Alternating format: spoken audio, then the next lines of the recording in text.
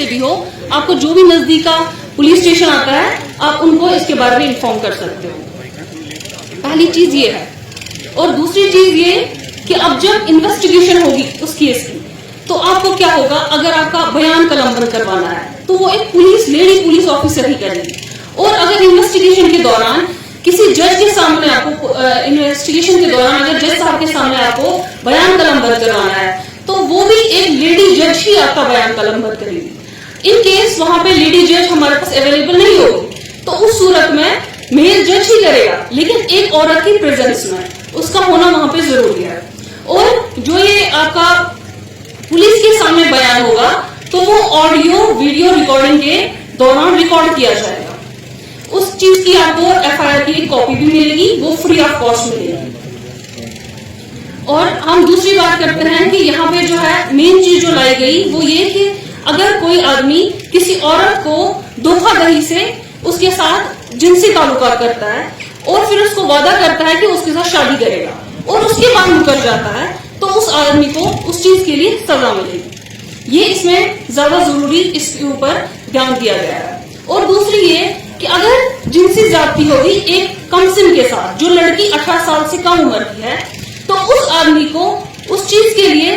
सख्त सजा दी जाएगी जो कि डेथ पेनल्टी है, मौत की सजा उसको दी जाएगी। आप बच्चों की बात करते हैं, बच्चों के लिए जो इसमें नए लॉज में जो सबसे ज्यादा जरूरी आया है वो ये कि अगर कोई इंसान जो उस बच्चे का वालिद होगा या गार्डियन होगा वो उसको छोड़ देगा ताकि उसको उस बच्चे से छुटकारा मिल जाए, तो उस चीज के लिए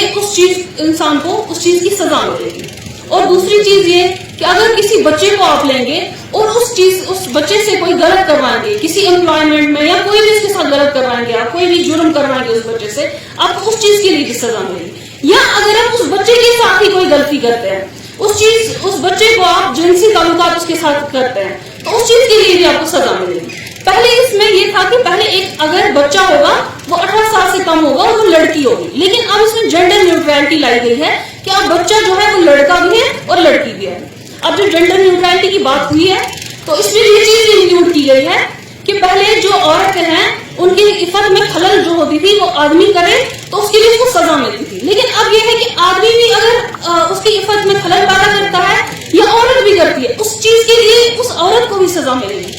और इसमें एक चीज और है, वो है वॉयरिज्म। अगर किसी औरत का कोई प्राइवेट फोटोज वीडियोज लेता है, ठीक है, उस चीज के लिए आदमी को सजा मिलेगी, लेकिन वो पहले कानून में था। अब ये है कि इसमें औरत से चाहे व्हाट्सएप से चाहे ईमेल से चाहे एसएमएस से अगर आपको थाने का एड्रेस पता है उसके मोबाइल का लड़की का वीडियो बनाती थी और सर्कुलेट करती थी कि बाशिंदा जो है वो शहरी किसी भी थाने में जाके ये बता सकता है कि मेरे साथ ऐसा हुआ है, तो थानेदार जो है वो उसको ये नहीं बता सकता कि तुमने जो